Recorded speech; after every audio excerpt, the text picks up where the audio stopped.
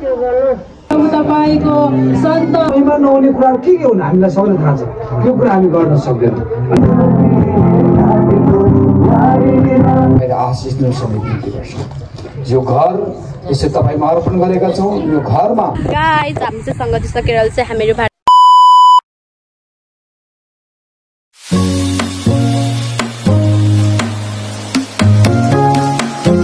Guys हामी चाहिँ लसुन छिल्काउँदैछौँ यहाँ बसेर अनि यहाँ तेल चाहिँ रेडी भइसक्यो हामी चाहिँ लसुन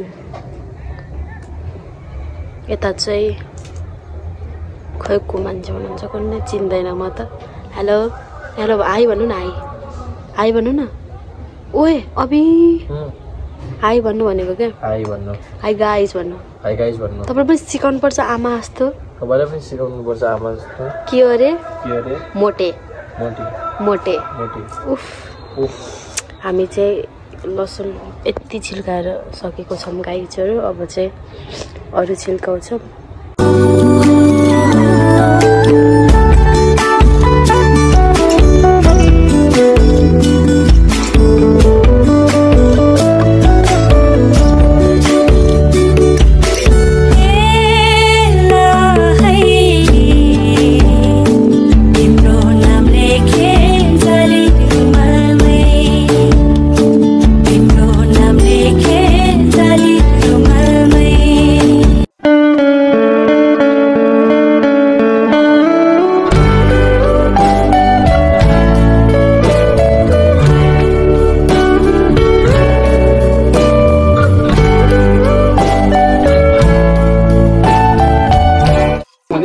वचनले हामीलाई यसरी भनेको छ परम प्रभुले नै घर नबनाउनु भए त पालेहरूले गरेको परिश्रम व्यर्थ हुन्छ परम प्रभुले सहरको रक्षा नगर्नु भए त पालेहरूले गरेको रखवाली व्यर्थ हुन्छ यहाँ यसरी भनेको छ कि परम प्रभुले नै घर नबनाउनु भए त तर परमेश्वरको वचनले हामीलाई दिनुभएको कुरालाई हामी एउटा खण्डलाई पढेर हामी यहाँ अन्त गर्नेछौँ अनि बाइबलमा परमेश्वरको वचनमा भनेको छ पहिलो कोरिन्थीको पुस्तक 10 अध्याय 31 पदमा के भनेको छ भने यसकारण तिमीले चाहे खाओ चाहे जेसुकै गर तर परम प्रभुलाई महिमा हुने कुरा मात्रै गर भन्नुभएको छ अनि अझै त्यो 32 पदमा पढ्नुहुन्छ भने कसैलाई ठेस लाग्ने काम नगर भनेको छ कसैलाई पनि ठेस लाग्ने काम नगर भनेपछि अब यो घरमा तपाईले अनि रक्सी लिएर खान्दिनु भयो भने महिमा नहुने कुरा के हुन् हामीलाई सबैलाई थाहा छ त्यो कुरा हामी गर्न सक्दैनौँ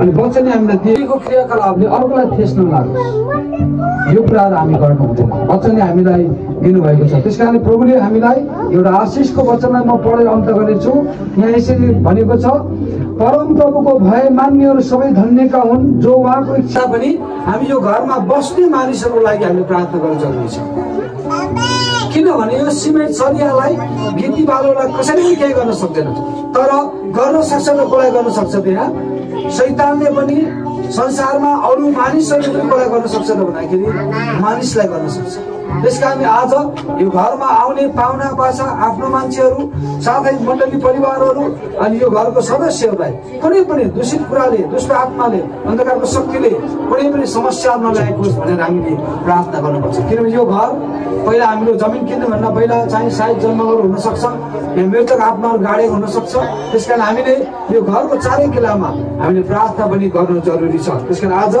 हामी यो घरलाई परमेश्वर पिता पुत्र येशू ख्रीष्ट पवित्र आत्माको नाममा हामी आज प्रार्थना गरेर अनि रिबन काट्नेछौँ है त सबैजना मिलेर परमेश्वरलाई धन्यवाद दिन्छौँ तपाईले आज मानिसलाई आफ्नो स्वरूपमा आफ्नो प्रतिरूपमा बनाउनु भयो तपाईले मानिसलाई भन्नुभयो फल्दै फुल्दै वृद्धि हुँदै पृथ्वी भरिँदै जाऊ र पृथ्वी भएका यावत ठाउँलाई बसमा राख भन्नुभयो आज हामी हरेक पृथ्वीको कुना कुनामा बसेर तपाईँको महिमा गर्नुभएको छ आज यो घर तपाईँ परमेश्वरको निम्ति एउटा प्रार्थनाको घर बन्न सकोस् तपाईँ प्रभुको निम्ति शान्तिको घर बन्न सकोस् यो प्रभुको निम्ति एकताको घर बन्न सकोस् मिलापको घर बन्न सकोस् उन्नतिको घर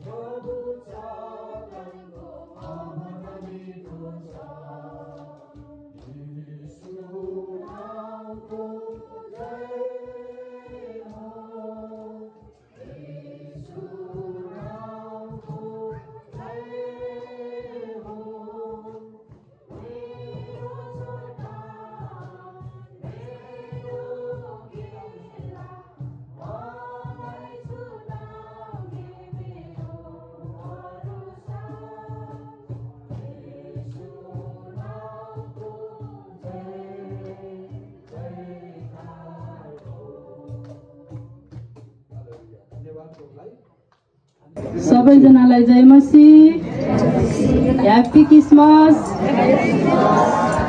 हामी सबैजना सन्चैसम्मलाई प्रभुलाई महिमा भएको होस्, किनभने आज हामी 2082 सालको क्रिसमसमा हामी दोस्रो क्यारो सङ्गतिमा छौँ। आज परमेश्वरलाई महिमा भएको होस्। हुन्छ, आउनुहोस् हामी यो सङ्गति सुरु गर्नुभन्दा पहिला प्रार्थना गर्नेछौँ। धन्यवाद छ प्रभु, तपाईँ महान परमेश्वर, तपाईँ सर्वज्ञानी अनि सर्वव्यापी प्रभु। हामी हजुरलाई धेरै धन्यवाद दिन्छौँ आजको यो सुन्दर दिनमा प्रभु। तपाईँ यीशु ख्रीष्टलाई हामी धन्यवाद दिनका थुप्रै कारणहरू छन् प्रभु। तपाईँ यीशु ख्रीष्ट आज साँच्चै पनि हामी जस्तो मानिसहरूको निम्ति तपाईँ जन्मनुभयो प्रभु। साँच्चै पनि त्यो बेथलेहेम सहरको घाइको गोठमा प्रभु त्यो रुडमा उपस्थिति भएका छौँ परमेश्वर। हामी तपाईँ लिनुभयो तपाईँको जन्म उत्सवको खुसियालीमा प्रभु। हामी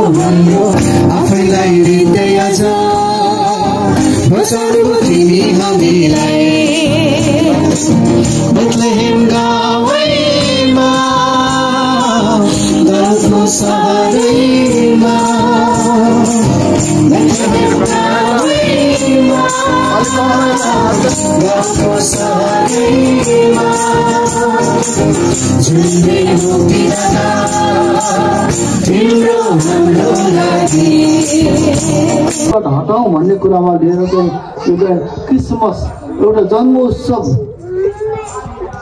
उत्सव माध्यमद्वारा गोठालाहरूले पनि धेरै गाएको कुरा छ। अघि धेरै भजनद्वारा पनि तपाईँ हामीले सुन्यौँ मजाले। भजन 25 मा पनि कति मिठो तालले गाईको गोठमा कुराहरू सबै गाईलाई सबैले मन पराउँछ। त्यस कारणले गाईको गोठमा गोठ चाहिँ फोरी ठाउँ हो क्या। गुमु सबै कुरा एकै ठाउँमा हुन्छ।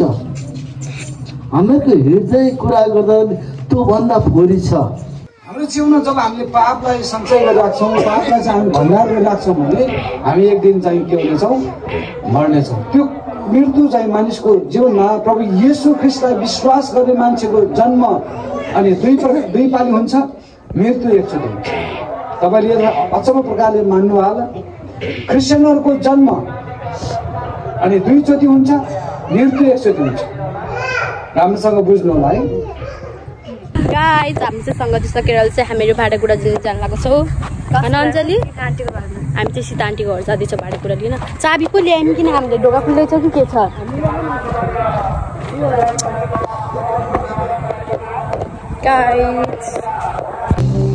गाइस यहाँ चाहिँ आइसकेको चाहिँ भाडा नानी गिलास चाहिँ धोइराख्नु भएको छ।